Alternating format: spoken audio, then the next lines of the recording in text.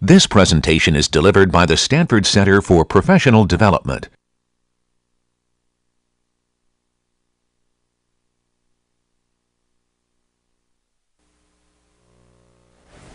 Great. Well, today we're going to do our, I guess, second to last topic. It's one of the new ones we were very happy to add. It's stochastic model predictive control, and although in the end it's going to look just like the model predictive control, it's actually worth going over this carefully because there's actually some real subtleties here. This is actually much more sophisticated, in fact, than mere optimization, and I'll make that clear as we go along with it. A lot of times the subtleties are kind of brushed over, and I think in this case it's a serious mistake because it's really it's quite complicated, and you really have to kind of be on your toes to know what things mean and stuff like that. So, okay. Although in the end you'll find out what do you do about it. You use like model predictive control that we looked at last time. So, in some ways you could argue that you don't need to do model predictive control unless it's a stochastic problem. So let's I'm gonna go over this slowly because it's actually a bit it's quite subtle, in fact. So here's what we have. We have a linear dynamical system. So with a state xt and an input ut, and we could make we could easily make this time varying. So that could be at and bt. It's easy enough. And here's the new element is a noise here, a process noise. So what this says is that the next state depends on actually two things. Well, three things really. It depends on the current state. So that's this.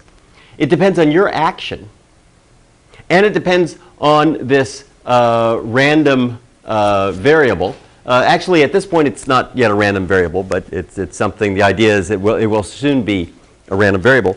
And it depends on something that you don't know. That's fully. That's W of t. So we'll use this notation that capital XT is going to be x0 up to xt.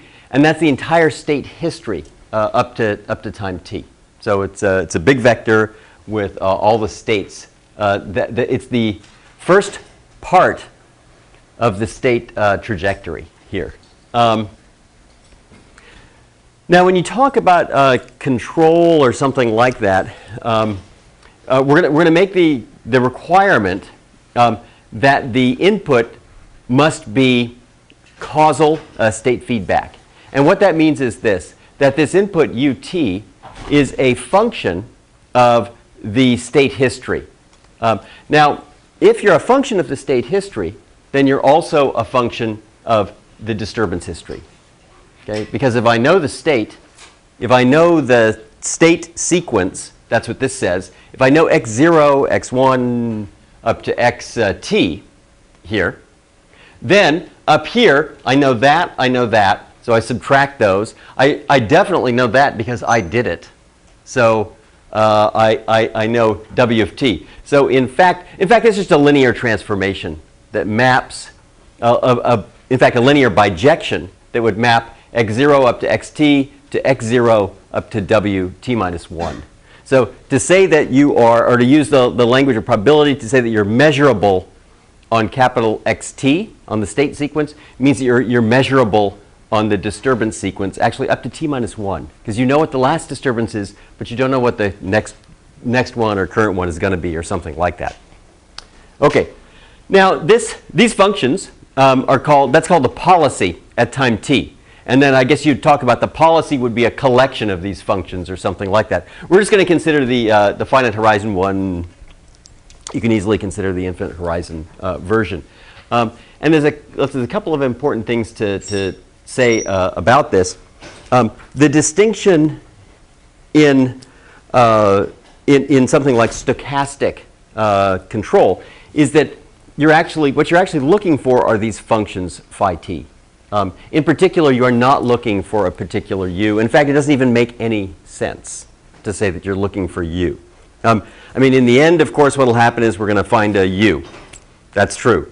But in fact, what you're really looking for is this U that depends on the state history. And let me just say a couple of things about how this, why this is extremely different. It's different this way, and it's very important to sort of understand these distinctions because these are not sort of mathematical subtleties that, you know, don't really matter much. These make all the difference. They make a huge difference in practice, and here they are. It's this. The basic idea here is that UT, you actually have recourse. When you choose U3, you know what X3 is, you know what X2 and X1 and X0 are, and you only decide U3 at that point. Okay, so that's so in other words, you wait until information is available. What do you know at, for example, t equals 3 that you didn't know at t equals 0? And you know a lot. You know W0, W1, and W2. So these are things you know at that point. And that's by virtue of here of knowing the X sequence, so you know the W sequence, so you know the initial state. So that's actually going to have a real difference. In fact, if you choose U ahead of time, knowing nothing, you will do worse. You must do worse, of course. And the difference actually is going to be sort of the value of recourse, or feedback or whatever you want to call it. Okay, so let's look at stochastic control. That works like this. The initial state and the sequence of disturbances is a random variable. Though we don't assume that they're independent or anything like that yet. We may later occasionally. So this is a random variable. Well, it's a stochastic process, although that's a little bit pedantic to call it a stochastic process since we're doing finite horizon. So, but if you want to call it a stochastic process, go right ahead. And our objective is going to be this. It looks exactly like it did last lecture. So it's going to be a stage cost, that's little lt of xt ut, and then there'll be a final state cost. So this is sort of this is the cost of winding up or whatever, something like that in one of these things. So in a supply chain, that would be some salvage cost or some who knows what, that kind of thing. Okay, in a dynamic system problem, this might, in fact, the whole thing might be, you might be interested in putting it in some final state, in which case this would be less important, and this would judge how far you are from some target state that you wanted to hit, for example. Okay, so we'll assume that these are convex. And what's interesting about this is that J, this objective, now actually depends on these control policies. So these are really our variables, if you want to talk about variables in the problem. So this is an infinite dimensional problem. And in fact, it's in some sense, it's even more than merely like an infinite dimensional control problem because your variables are actually functions. So even if you do one stage or whatever that has a name, if you just do one stage, your variables, I mean, if there are variables here, there are these actual functions or policies. Okay. By the way, that has nothing whatsoever to do with how we're going to implement it. We may implement it by actually solving specific problems or working out functions and all that kind of stuff. That's a different story. Here, what's important is what depends on what and when decisions are made. Okay, and we'll have constraints. UT is in this script UT, and the stochastic control problem is this: choose these policies, phi 0 up to phi t minus 1, to minimize j subject to the constraints. So no matter how you write it down, that is actually a very complex problem, and it's worth actually thinking about what it means.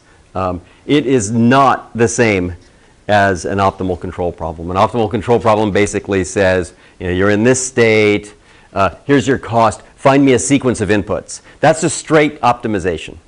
Maybe it's large dimensional.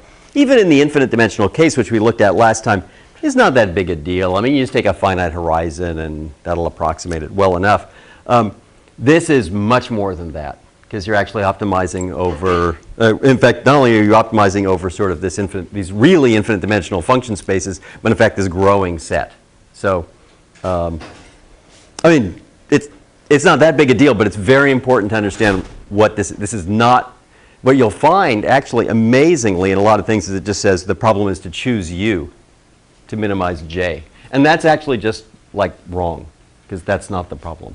It makes no sense to choose u. What you're actually choosing is you're choosing the method by which you choose u when you've arrived at a certain point in time and you've made certain observations. That's actually what you're choosing, which is a policy. Okay. So as I've said, that's an infinite dimensional problem. And the variables are these functions or policies. And there's many things you can do. For example, you can restrict these policies to a finite dimensional subspace. You could say, well, all these policies are affine, for example. You could make it even more specific than that. And a lot of classical control stuff that you'd learn about in like a control class or whatever would be where they don't make a big deal about all this. And these are very specific. You might look at some error and have something proportional to the error, to the running sum of the errors, and maybe to the first difference. And that would be a classical PID control. By the way, if that's the type of control you're doing, where you're looking at just extremely simple policies like that, then it's pedantic to even introduce all this and talk about policies and things like that. But that's okay. But we're going to look at the full case here. Now, the very important point here is that you actually have recourse. Recourse means you can actually come back and do something about something after you learn more information. So that's what recourse means. It always gives you an advantage. So it basically says, another name for this is like, do I have it here? I don't. Okay, so well, there's lots of names for this. One is called multi-stage optimization, sequential decision making. So actually those things should be up there. So those are other names for this type of thing. And they all kind of make sense. The other one, the very big one, is just feedback. And I guess you're taught about this as an undergraduate. I taught undergraduate classes on this. And you talk about feedback. I guess these ideas come up, but not really fully what it means in an optimization context. And this is what it means. Okay.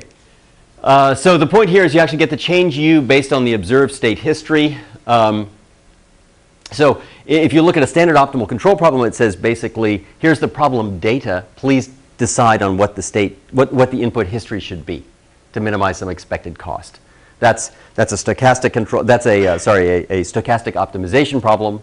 So even if there's random variables in it, that's no problem. But that's still just an optimization problem. And in fact, in a finite horizon 1, it's a finite dimensional problem. Might have some random variables and be a stochastic optimization problem, which some people would have you think is hard.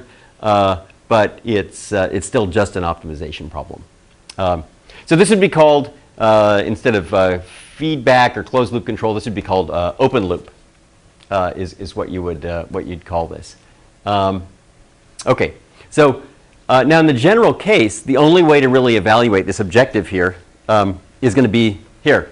There's going to be some special cases. If these are quadratic and so on, then we're going to get a sort of an analytical solution. And in fact, as usual, that will be essentially that and 15 other special cases will be the only cases where people can solve stochastic control problems. That'll be the solve, meaning like here's the solution. I mean, there'll be isolated ones in 1 dimension and 2 and things like that. We won't even look at them, but there are plenty of them. And actually, you can also say the following, that if there's, I don't know, if the state dimension is 1 or 2, you can certainly solve it numerically and get, as close as you like to the solution and so on and so forth. And it's very, very simple. But not in the general case. Okay, so the only way really to evaluate this, except in, these very special cases, is by Monte Carlo. And the way you do that is you fix your policies. So you have some policies. And the policies could be as simple as some affine policy. They could be open loop. You can compare it to an open loop policy. An open loop policy would these functions are very simple. Whenever they're called, they just return they're return constants. They just return some this returns u0 or something. And that's what you're going to do no matter what you observe. And what you'll do is you'll simulate a trajectory of x0 and w, and you will calculate j, and you'll run Monte Carlo, and you can make a distribution of this cost, and then the expected value, in this case the empirical mean, will give you the objective modulo Monte Carlo error. So that's what you'll have to do to judge these. Okay. So here's the solution via dynamic programming. So you can actually say what the solution is here, or you can say something about the solution. And it does, in a few cases, actually just give you, it becomes sort of computable. So let's look at what it is. It works like this.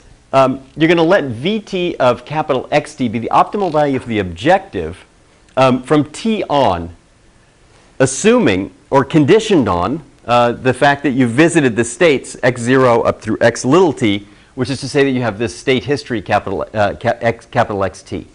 So that's your state history up to that point. So conditioned on that, you then let things play out on the other end, which is you would run, for example, to simulate that, you'd start from that point.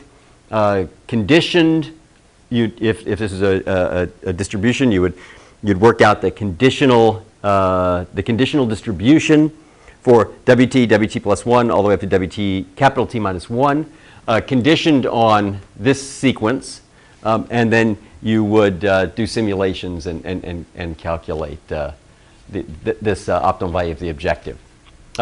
Now, we can certainly say what this is at the end. At the end, it turns out that Vt, of course, there's no more action to take, so there's nothing to do. And in fact, there's nothing to do except pay the final bill. So you simply pay the final bill here, like that, and that's deterministic. There's no. This is, in other words, this is x0 up to x capital T, and it only depends on this last component here. And if you take this back to 0, and then the expected value of v0 of x0 is a random variable. This is actually exactly equal to the optimal value of the original problem. Oh, I should say something about this before we move on. That you can compare all sorts of other stuff here, and there's two extremes that are actually worth pointing out. Let me just point those out now because it's good to keep these in mind here. So there are two extremes. One is is actually the prescient controller. So prescient control basically says, I will tell you ahead of time what the disturbance sequence is. So prescient means you know the future. So I'll tell you what the demands are going to be, or I'll tell you what disturbances are going to hit your vehicle, or something like that. And if you do that, it's interesting because now because in this case the control policy, it's not causal, of course, it knows the future. And if you actually solve the prescient version, it still depends on the initial state. But that by the way is a standard. It's a standard convex optimization problem, finite dimensional. You can solve it. If you run the prescient version, Monte Carlo, starting from different x0s, you will get the average prescient cost. That's clearly a lower bound here. So that's going to be a lower bound. Everybody see what I'm saying here? So now, of course, in some cases, knowledge of the future is going to be a huge advantage. Think finance, for example. So even a small amount of knowledge of the future is going to give you a huge advantage. Actually, in other cases, it might not. So that's one bound. Now, at the other extreme, so that's the full prescient variation, which gives you a lower bound. You can also do the other one, which is the full ignorance policy. The full ignorance policy goes like this. You can do it different ways, but the full ignorance policy is this: choose u0, u1 up to u capital T now, before you know any of the w's. Everybody see what I'm saying? By the way, that's covered by last lecture because that's nothing but that's an optimal control problem, or what people call optimal control. So that's the full ignorance one, and that will of course do worse than if you have recourse, and then the extreme of recourse is to have full prescience. So okay, so this is sort of in between here. Okay, Okay, so let's get back to the solution here. So you have, this is the optimal value of the objective, conditioned on this initial state history, capital X sub t. Then you get a backward recursion, and it looks like this. It says, well, in fact, you can even say what the optimal thing to do is. In fact, that's the first thing to do. What you do is this. You have observed capital XT. So what you do is this, is you should minimize the current cost of a current action. That's this. That's the bill you're going to run up now here. You know XT, because this is conditioned on capital XT. You know little xt. For that matter, you know all the entire previous state history. And then what's going to happen is, as a result of your action V, you're going to land in this state, AXT plus BV plus WT. That's random because you don't know WT yet, because you don't know where you're going to land. Okay?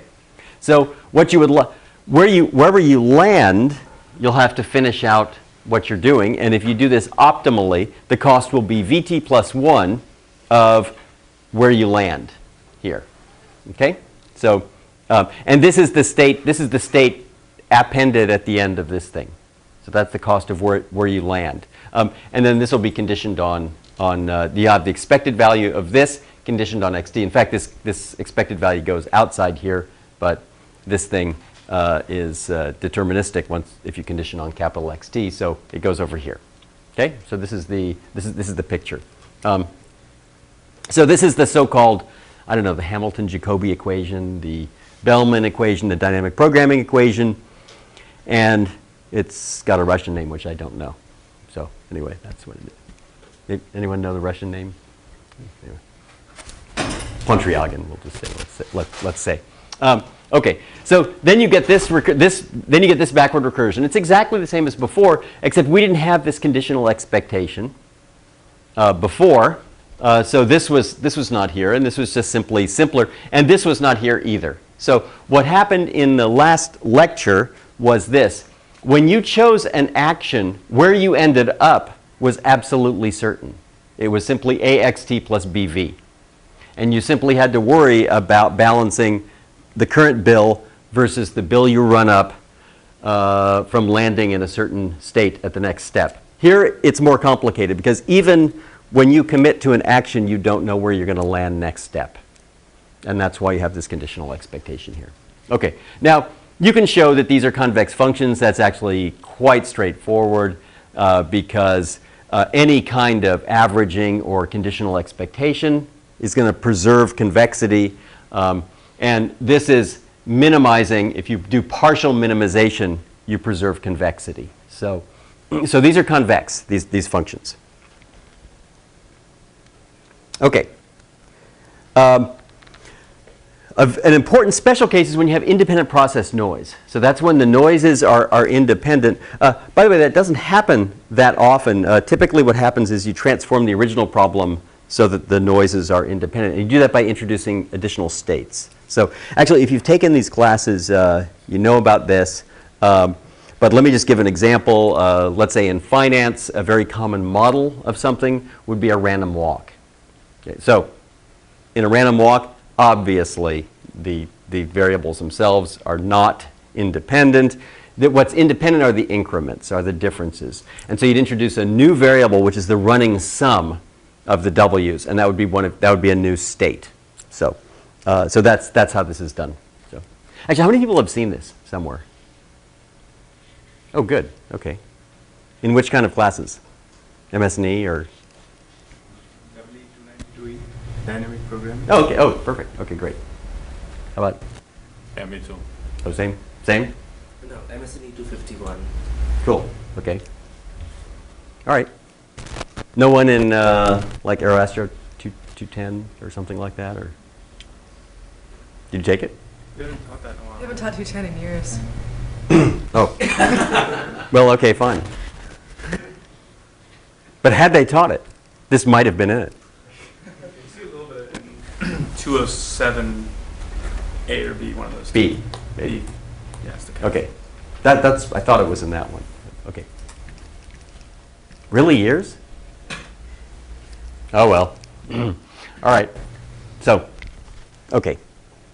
So this one actually gives you a solution in the typical case. I mean, actually, after a while, you get used to this. You know, if everything's like Gaussian, and actually here you don't need anything Gaussian because it's just second order statistics. But you know, with enough you know, Gaussian, independent arrival, exponential, you know, these kinds of assumptions and linearity and quadratic functions, usually these problems get solvable or something like that.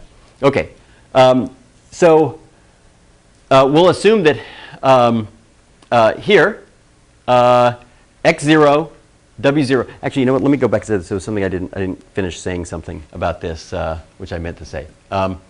Sorry. In this case, when you have an independent process noise, I gave you an example of how you create an independent process noise in the general case. Then VT actually only depends on the current state, and so this is what you would. This is the way these things simplify, and they look much simpler. So V sub t of capital X sub t, you can write as V sub t of little x t, because that's all it depends on. And then you get this. And this is actually what you would see in books, more likely. You'd see something like that in books. And then the optimal policy would look like this. By the way, there's an interesting thing here. Because of this expected value, this actually has a smoothing effect on VT. Right? If you have a function v, even if it's sort of non-differentiable, right? If it's got corners and things like that, if it's like an L1 norm, you throw in an expected value, and that actually is going to smooth it out. So these are actually going to be quite smooth functions, or that's actually a smoothing effect. Okay, so let's do a linear quadratic stochastic control. So no constraints. These variables are independent with zero mean and covariances, I guess sigma, and then WT, so something like that. That would be sort of the standard, a standard model. And then we take stage and final costs, which are just quadratic, convex quadratic. And you don't really need this RT to be positive definite, but it's just simple. It's a traditional assumption, and it makes sure it means you don't. It means that there's an equation that's going to come up. Well, the Bellman equation is a formula for it that just always works. But the important part is that these are quadratic. These are convex and quadratic. Well, in this case, the value function itself is quadratic. It, by the way, is not a quadratic form. So it's not. It's a quadratic function. So it's got a constant. Actually, it doesn't have the linear part. Although if your original problem had a linear term in the objective, this would have a linear part too. At the end, you have PT is QT. That's the final cost, and that little one is 0. And then VT, you have a backward recursion from here. This is this thing is VT plus 1 of AZ plus BV plus W. That's what this thing is. Now, when you work this out, it's quite easy to do here because lots of things are zero mean. So, for example, the WT transpose P times all of these two, that goes away because that's zero mean. And the only thing that really comes up here is you have the WT transpose PT plus 1 WT.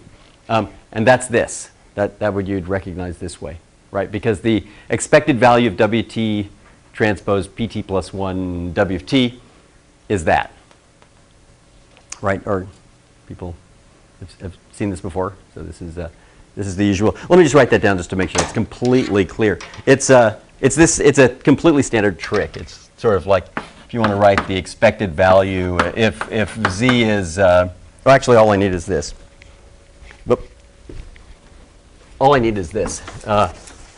If I have expected value of Z equals 0 and expected value of ZZ transpose equals capital Z, then the expected value of Z transpose PZ, you write it this way. The first thing you do is you rewrite this thing as the trace of P times ZZ transpose, which looks kind of pedantic and weird here. And you do that, by the way, the way you know that this is right is that trace AB is trace BA. So I could write this as trace PZ times Z transpose is the same as trace of Z transpose times PZ. But then it's trace of a scalar, so it's the same thing. But this thing, the expectation floats inside to the ZZ transpose. You get capital Z, and you get the expected value of PZ, like that. By the way, that's sort of, people write it down that way. That's perfectly good. Everyone understands what this is. But probably there's better ways to write it. So for example, I think this is probably a better way, and which would be one better way. Oop. So that's another way to, that's a pretty symmetric form. So this would be how the sort of a better way. It won't matter, but just for aesthetics. Okay. So this term, WT transpose PT plus 1 WT, the expected value, that turns out to be this thing here. And the rest turns into a familiar Riccati recursion here, because here you just get some quadratic in Z and V. You minimize a quadratic in 2 blocks of variables over 1, and you get a Schur complement. So this is actually a Schur complement. And although you can't really see it that well, you would see it if you pulled out, I don't know, if you pull out, certainly you pull out an A transpose out of either side. Actually, A transpose would be fine here. You pull out an A transpose on either side, and a Schur complement will emerge here for something. Okay, so that's the. So what's nice about this is this gives a completely. This is the one case where you can actually solve a stochastic control problem. It's quite sophisticated, actually. The optimal policy is a linear state feedback. So in other words, it just takes the current state, multiplies it by a state feedback gain, which you get by propagating this Riccati equation, Riccati recursion backwards in time. And the first thing that you notice about the state feedback is that it actually apparently has nothing to do with the statistics of what is going to of what you're up against. I mean the disturbance and also the initial state, which seems kind of weird. So it says basically you take the same recourse no matter what the policy is the same. It doesn't depend on what kind of disturbance you're up against or the covariance of it, which is really a bit odd at first. And the optimal cost is the expected value of V0 of X0, but that's trace sigma 0 plus Q0. But if you go back and look what Q0 is nothing but, you can see that Qt is just a running sum of these things. And so Q0 is simply the sum of these things. And that gives you this formula here. Now this gives there's actually, all of this can be interpreted quite nicely. This is exactly the optimal control that we looked at last lecture. But that was not that was an optimal control problem, not a stochastic control problem. It just said, find me the optimal U to minimize this cost and all that sort of stuff, given what state you're in. And there it was a mere observation that you could write the optimal controller in a linear feedback form. And it was utterly irrelevant in the last lecture. You could give U as a trajectory immediately. You could write it in state feedback form. They were exactly the same. Here, that's not true. This is very important here, because the point is that now you don't know what little xt is until time t. And that's when you make your decision as to what ut is, and it still has this linear form.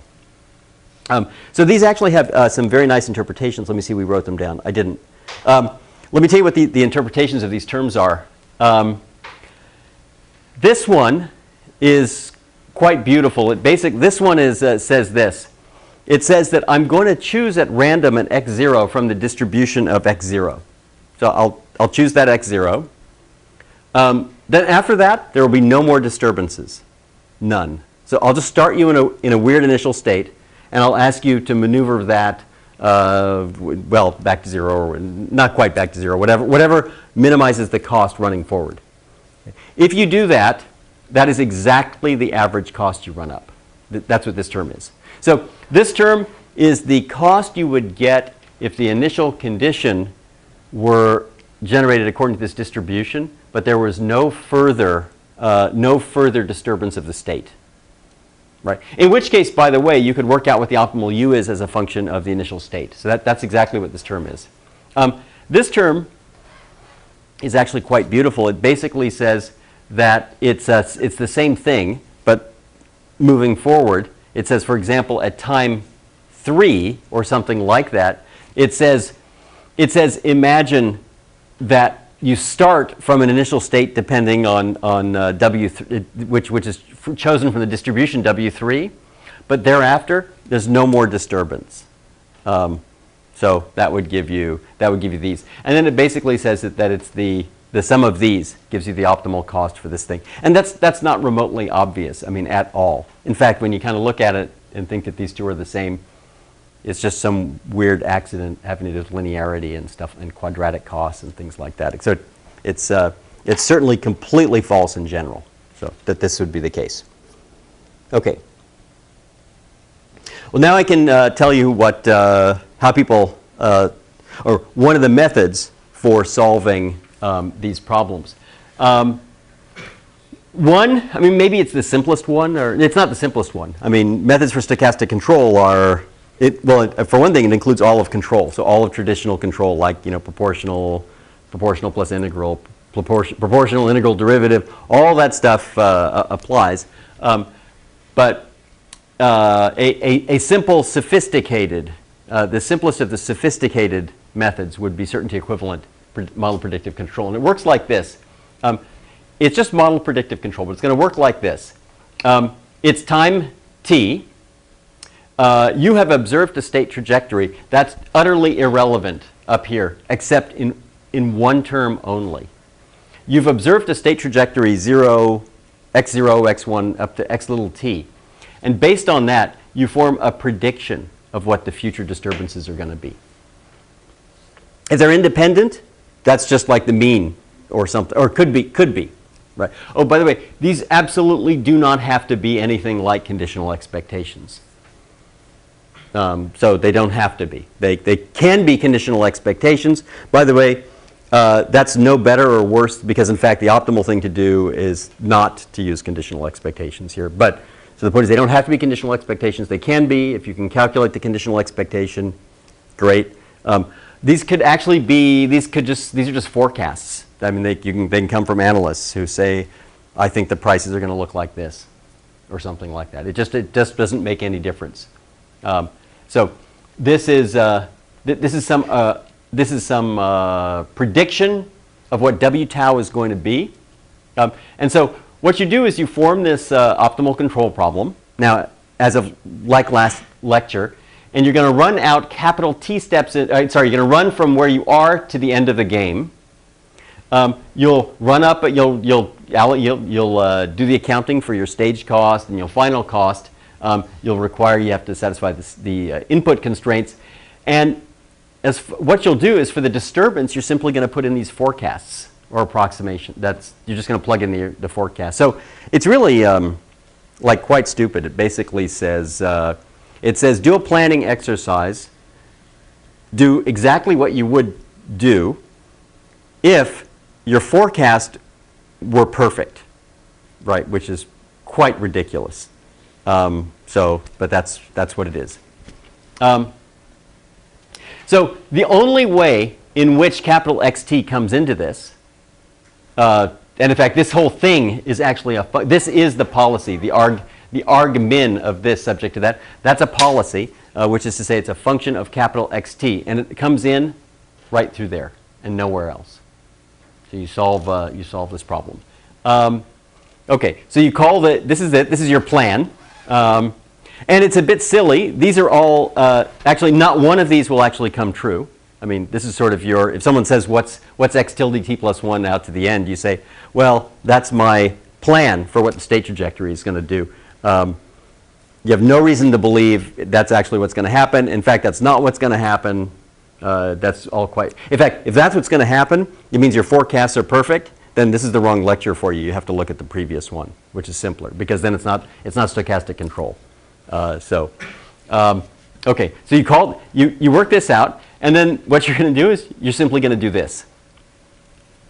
And then that's your policy. That is the certainty equivalent model predictive control thing. That's your policy. So it looks dumb. It works actually shockingly well in a lot of cases, and it sort of balances two. It makes two simplifying assumptions which kind of null each other out. One is that it assumes your forecasts are perfect. And the second is that you'll have no recourse in the future. Actually, if your forecasts are perfect, there's no need for recourse. So this combination of two weird, bad assumptions kind of ends up doing something quite good. So, okay. So this is widely used. For example, revenue management. This is a euphemism for extracting as much money as possible from you and me, like the airlines use or something like that. They decide how many seats to release at some price and that kind of thing. So that's revenue management. I like that term. So they're definitely managing the revenue. And I'll give you a hint. It is not in our favor. It's used actually it's also used, I know, in finance for a lot of things. For things like optimal execution and all sorts of other stuff when you have to sell a giant block of asset or pick up a big block, some big block of stock or something like that. So it's used in lots and lots of things. And in fact, it will be used in more and more. Right now it's used in things where things go pretty slowly. I mean, where it's down to a second or even minutes or something like that, like in supply chain optimization. So in real supply chain optimization, that's stochastic control.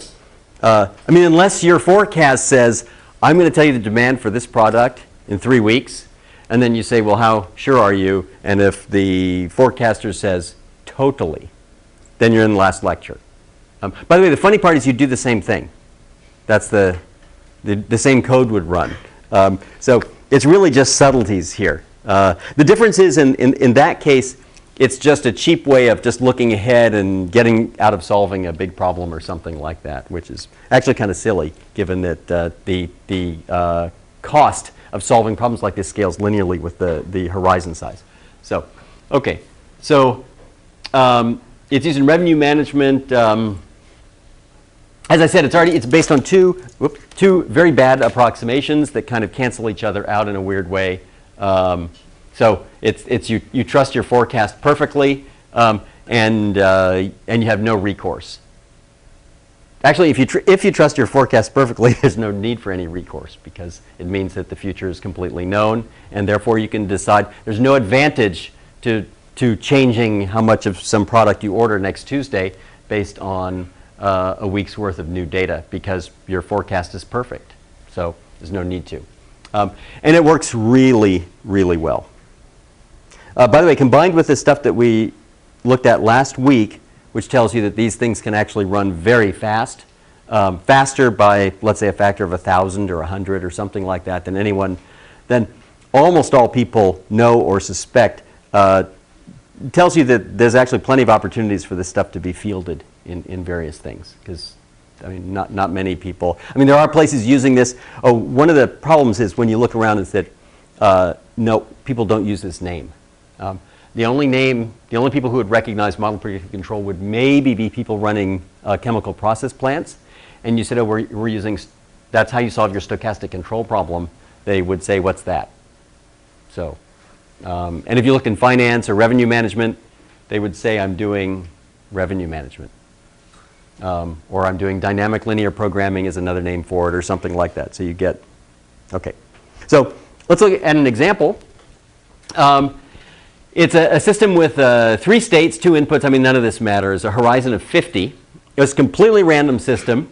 We'll have a quadratic stage cost. This is just, the point is this is just made up completely just to see what happens. And the constraint set is, it says that at each set, each input has to be between plus minus 0.5. And then we'll just make all of these inputs in the initial state it's all they're all just IID with a standard deviation of 0.5. So they're all plus minus 0.5 variables, all of them. So, okay. So here's a sample trajectory. It's a sample trace of x1 and u1, and so this shows you the the state. And here's the input, and you can see that it is actually saturated, some fraction of the time here. You can see various times where it hits the limit like this. And this is running. This is with the MPC trajectory. Now here, the way you would get this is you generate a random. You'd generate a random x0 w trajectory. You'd then actually run MPC, which is to say that you'd solve a QP for every one of these points, and you'd propagate it forward and get what you get. Oh, by the way, what's our forecast for the W's? What's W hat of t given tau? Tau given t. What is it? It's 0. Yeah, it's 0 because they're independent and yeah. Oh, by the way, if for some reason you don't want it to be 0, you're perfectly welcome to make it non-zero. So you want to add a hunch in there, you're welcome to. So, but we're using 0. So the way you judge this now is it's unlike last lecture. You can't just run it and say, here's the objective value. You actually have to do this by Monte Carlo. There's no other way. If there are no constraints and then you get a formula, that's the trivial case. In a case like this, just all it takes is input constraints to make this. There's no analytical solution in this case. There are a few problems with analytical solutions, but and so you run Monte Carlo simulations. Now each Monte Carlo simulation requires you to solve 50 QPs in this case or whatever. So you run, I don't know, a couple hundred or 1,000 Monte Carlo simulations. In fact, that looks like 1,000. Is that the right number? Young? Is this 1,000? It looks like. No, it's really? Because that's 100 right there. I mean, of course, these numbers are totally irrelevant, right? But if you were to add up all these, you'd find out. You might be right. That's 500. I don't know. 1,000. Doesn't matter. 500, 1,000. Anyway, it's some reasonably appropriate number. And the average value is here. And so, of course, this objective is a random variable. It's got some outliers. It's got some things that did very well here, because you got a very benign input disturbance here. And, oh, by the way, as the horizon gets longer, of course, this gets tighter. But doesn't matter. We're just doing the 50-step version. So this is... I'll explain what these two are in just a minute. In fact, I'll explain what all these things are. In fact, let me do that first, and I'll come back. Okay. So here several control laws are going to be checked. We're going to do this. The stupid control law is to calculate the linear quadratic one. So this, by the way, this is how this would sort of probably work if people implemented it in a dynamical system or something like that. You'd have the state feedback gain, which would tell you U is something or other. If there were no constraints on the input, that linear feedback control law would be exactly optimal, period. Now the problem is when you form KT, XT, occasionally that's outside the bounds of your input, and so you simply saturate that. So that would be this one, and this gives you an average cost of 275. Okay? If you run MPC here, your average is 224. And so you can see it's actually measurably different. And I think you can see that from this picture here. This is this very, very simple thing. And then this is MPC here. So that's a little disturbing, but that's OK. But that's a nature of all this. Actually, if you cared about this, suppose someone said, I don't like all of that compared to that. What's the answer to that? How do you respond if someone says that? There is a correct response, and there's a lot of incorrect responses. What's a correct one? What's the correct one, actually? Well, the correct one goes like this. When this problem started, you agreed to this cost function. The expected value of the cost worked out with this. If for some reason you don't like it when this thing has when that cost has outliers that are big, then you should not have agreed to that cost function. And in fact, you shouldn't have done something like this. You could put a risk-averse term. And how would you put risk aversion into this? We talked about it last time, actually, but it doesn't, I think we did. How would you put risk aversion? No, just suppose you look at this, and someone says, yeah, I've run MPC, and they go, that's terrible. There are lots of times when the cost is high. The stupid saturated controller does better, actually. What would you do about it? How would you change it? Here. I think we talked about it. Add standard deviation. You can add a standard deviation. Do you know how you do that in a convex way? X transpose covariance X. No, that won't do it. That won't, because what you want to do is you want to penalize large excursions of LT and little t and L big T. You want to penalize large ones, and you're less worried about the smaller ones, right? It'd be like what you do in finance or something like that. What would you do? Oh no, Huber would be much worse. If I replaced those quadratics with Huber, I'm basically saying I'm giving you license to have large residuals, and that would do just the other thing. But you're close, actually. What would do better than that? Well, what's the opposite of Huber? Huber says relax on the outliers, right? Because it just goes linear. That's the most relaxed you can be and still be convex in a penalty function. Barrier. So barrier would do the trick. By the way, if I did a barrier here, what would happen? Can I do a barrier here? It's kind of sort of a subtlety, and it would be a practical issue. You cannot, because the disturbance is Gaussian, and so with small probability, however big you set your barrier, there's a positive probability that the disturbance, through nothing you can do about it, will be outside that barrier, run up a bill of infinity. So you can't do barrier, but you can add like a quartic. But I'll show you the right way to do it, in fact.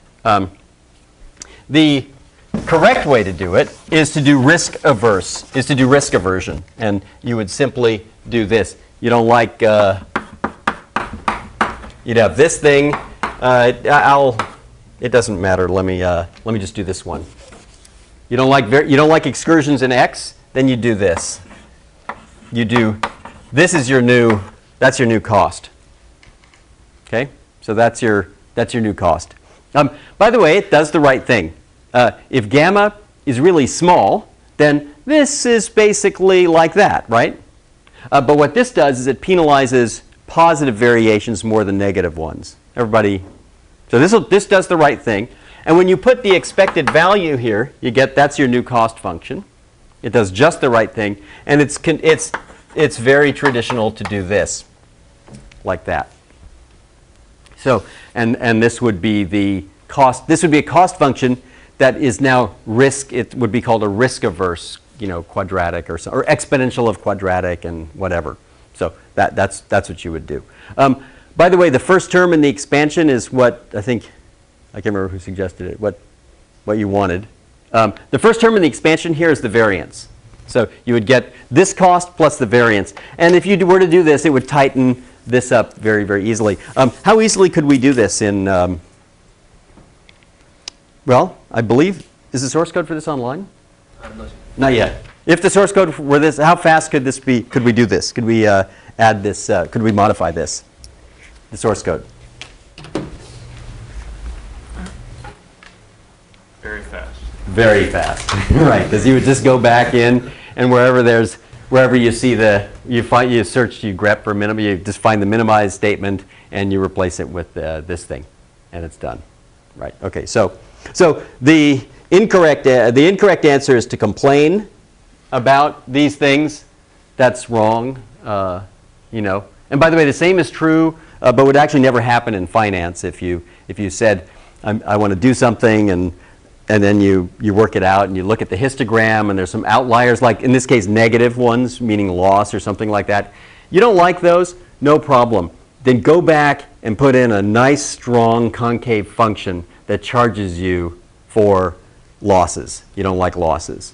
And don't complain about it. That's the key. Okay, so this is all on the side. So I guess the point here is that when you started the problem, we agree that it's the average of these that matters, and this beats this quite a bit. This relaxed number, let me show you what that is. The relaxed number is simply this. It basically does the following. It ignores the input constraint.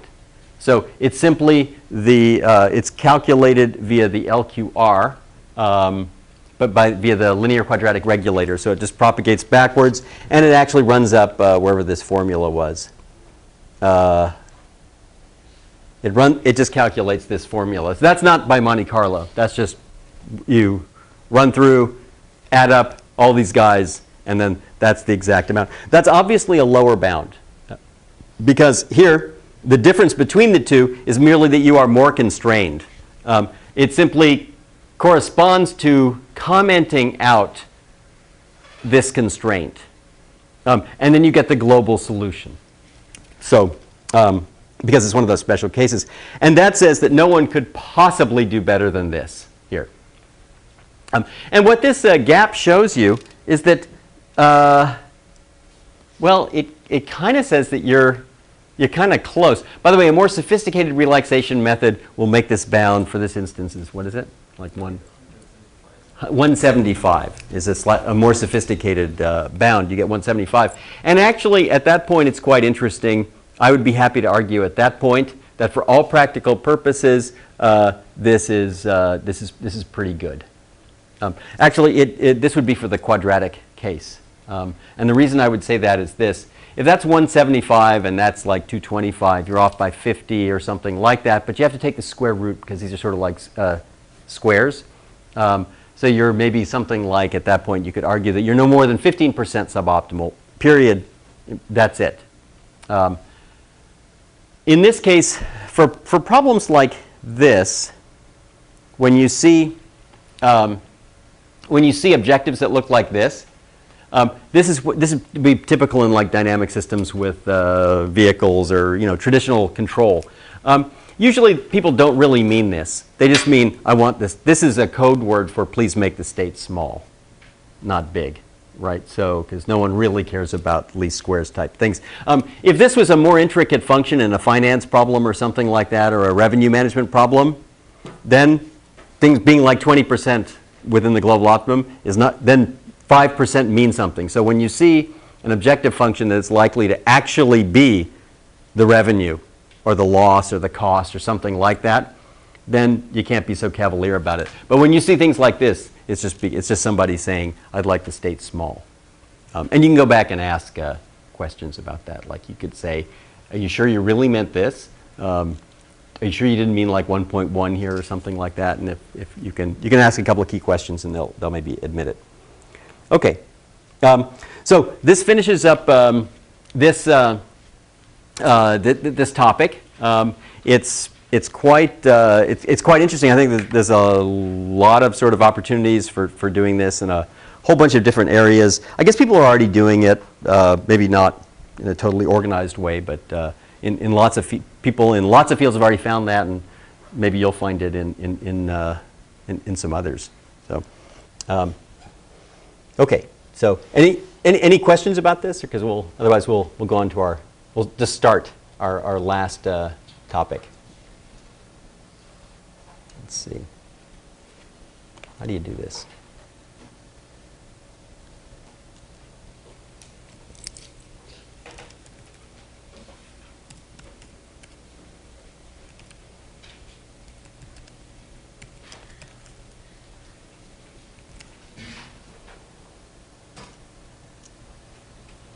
Okay, so now we're going to start the last topic for the class,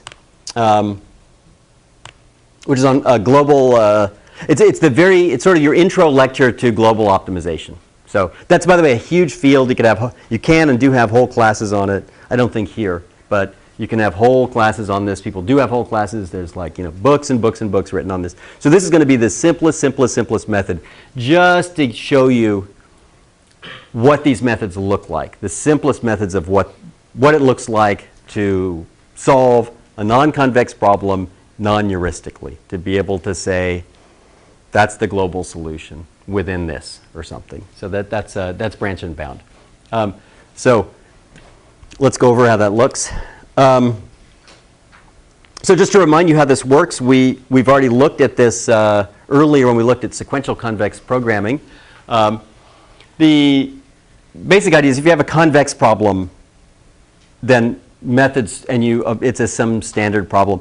If you solve it, you always get the global solution. That's not an issue, and it's always fast. Okay, and that's sort of true both in theory and in practice. When you have a non-convex problem, you have to give up one of these. So that's what you have to do. Now, if you give up the always global, you're talking about local methods. We've already looked at one, which is sequential, or a family of local methods based on sequential convex programming. These are local methods. There's lots and lots of those that you can take classes on here, entire classes. In global methods, what you're going to do is we're not going to drop this. So you're going to always get the global solution, and you're going to lose this. They do actually, every now and then, in some application, it'll actually work quite well. Okay. So we'll look at global optimization methods. They'll find the global solution, and they'll certify it, but they're not always fast. And in fact, in many cases, they're slow. So I should say a few things about this. Just to remind you, in convex optimization, there's the idea, there's a certificate. What a certificate of optimality or suboptimality or something like that is provided by a dual variable. So you solve the problem. After a while you get used to it. You just solve the problem and you trust it. You solve an LP and you get the answer, and you don't check to see if whatever SDPT3 or Sadumi calculated the right solution for you, and it wouldn't have come back with a status of solved or whatever in CVX had it not certified that to some reasonable number of digits it had actually calculated a solution, a solution within that tolerance. So the certificates in convex optimization are very simple. They are dual feasible points. So when I give you back a solution, I say, here's the solution, and then the simplest method of certification goes like this. I give you a point which is suboptimal. You verify that it satisfies the constraints. I also give you a dual feasible point. You verify that it satisfies the dual constraints. And you evaluate the objective of the first one and the dual objective of the second. And if they're close, then it means that, in fact, it simultaneously certifies both. So certificates in convex optimization are based on duality. What's going to be really interesting is what does a certificate look like for a general non-convex problem. And there's different kinds of certificates, but we'll see what they are. It's a more complicated object. Okay. So branch and bound. It's a family of global optimization methods. You'll find lots of variations on this. There's like branch and cut. They've got all sorts. That's another huge name for this, and they have all sorts of names for this. Actually, how many people have actually taken something on this or seen? No one. Okay. Okay. So they're going to maintain provable lower and upper bounds on the global objective value, just like in convex optimization. So you will get plots that look very familiar. You could even show something called the gap. It's not the duality gap, which you're used to seeing is duality gap versus iteration. It'll be a gap, and a gap will be the gap between the best point found so far and the best lower bound found so far. That's going to be the gap at any given time. Now these have exponential worst case performance, and in fact they will often be very slow. But actually occasionally, if you're very lucky, they work well. Okay. I should add that in branch and bound algorithms, you're going to see, like in solving convex optimization problems, there's not much room for personal expression. I mean, not much, right? I mean, you can solve, I can solve it faster than you can or something. I mean, there is, but it's kind of very small. You get to non-convex problems like local methods, huge room for personal expression, right? By the way, that's a way to say these things are totally unreliable and need to be babysat and all that kind of stuff. But if you want to think of it on the positive side, it means that my local method can be way better than yours, which just is weird. And then you would judge it many ways. You judge it by how fast it is. And also, it's entirely possible in a local method that we come up with different solutions. Sometimes yours is better, sometimes mine is better. If mine is often better, then mine is better. And I can always, when I'm doing this, choose the examples where mine is better. So that's what I'm saying. That's nice for you get nice personal expression. You're going to get personal expression in a branch and bound method too. We'll see where the personal, where the ability for you to put your stamp on this comes in. But the way that will work will be simple. What happens now is we can't disagree. No one can do better than another person. If the rule is to solve the problem globally to certified 1% accuracy, then you can't do that any better than I can do it because we're both doing it and there's no lying and all that. We have to do that. What can change is how long it takes. And indeed, your method of branching and whatever, your bounding method could take 4 seconds and mine might take 2 days to run or something. So that's where that's how you would judge yourselves, is basically just how long it takes to run. Okay. So the basic idea actually is very cool and very simple, and actually the basic idea is quite useful in a lot of cases. In fact, we already signed the last homework, didn't we? I don't know. Do we have recourse? I would say so. I don't know. We'll see. I'll think about it. I just thought of some good. There was a problem I've been thinking of. I wanted to assign. Oh, well, that's good. I think I even wrote some of it down somewhere. I'm going to find it. Okay, so we'll see. That'll be recourse in action. It'll be simple. Okay, so the basic idea is it relies on two subroutines that hopefully efficiently compute a lower and upper bound on the optimal value over a region. So that's what it is. Now, how do you find an upper bound on a minimization problem over a region? That's easy. You could choose any point in the region and evaluate the objective function. I mean, if it's feasible. Well, if it's not feasible, the upper bound is plus infinity, which is a valid upper bound. It's just not, well, it's not useful, but it's valid. You could run a local optimization method. It really doesn't matter. The lower bound over the region you're going to find by a convex relaxation, duality. You could argue from a Lipschitz or other bound or something like that. And then the way this whole thing's going to go together is this. You're going to partition the feasible set into convex sets, and then you're going to find lower and upper bounds on each in the partition. From the partition, you will then form a lower and upper bound on the global problem. And if they're close enough, you quit. Otherwise, you will partition and repeat. And actually, before we go on, let me just write down the example, and I'll show you what it is. Maybe we won't put it on the homework. How about that? But I'll find this problem because that met with approval. I guess. Okay. So all right. So let's just solve a problem like this. Let's minimize. Note the period. C transpose x. Subject to, I don't know, ax less than b. And then let's do something like this. Let's say that x1 is either 0 or 1. Okay? That's my problem. Okay. How do you solve that? First of all, is it convex? No, not remotely. So I guess the classical method is to when you say it's non-convex, you back off slowly. Do not turn your back. You slowly back away and then make a safe retreat, right? But actually, how do you solve that? It's extremely easy to solve. How do you solve that problem? Yeah, you plug in 0 and you solve it, and you plug in 1 and solve it, and it's done. Okay? So, okay, how about this one? How about that one?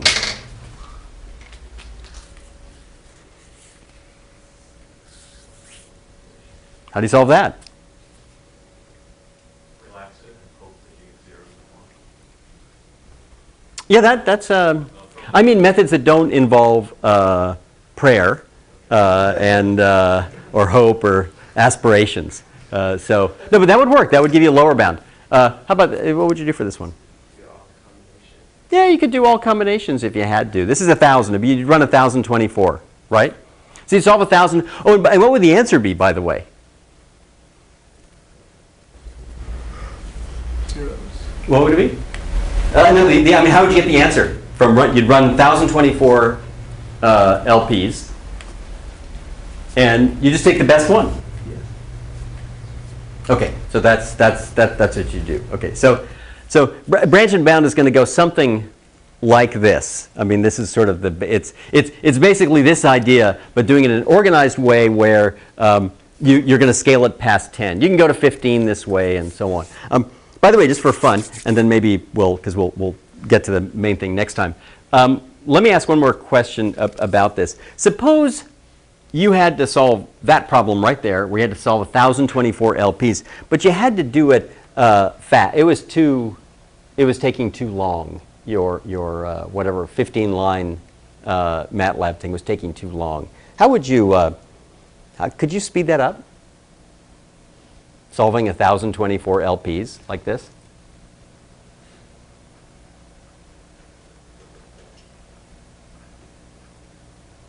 In fact, let's talk about that. Could you? Oh, you did it in parallel. That's probably the easiest way to speed it up.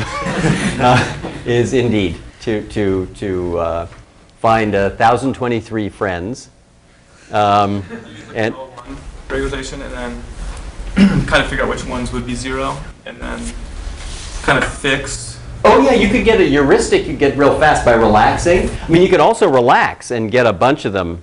By the way, if you relaxed and some of these were slammed up against 0 and some against 1, what can you conclude? When you solve the relaxation, if they were all 0 or 1, what could you conclude? That's the optimal. That's the optimal. If they were all 0 or 1, but three of them just were sitting in the middle, what could you conclude? That's the right answer. Nothing. It is very likely that the ones that in the relaxation came out 0 are indeed 0 in the global solution, but it is absolutely not guaranteed. So, okay, so that would be one method. Actually, in something like this, you could do a lot of stuff, and let me just mention a couple. First of all, you can do warm start.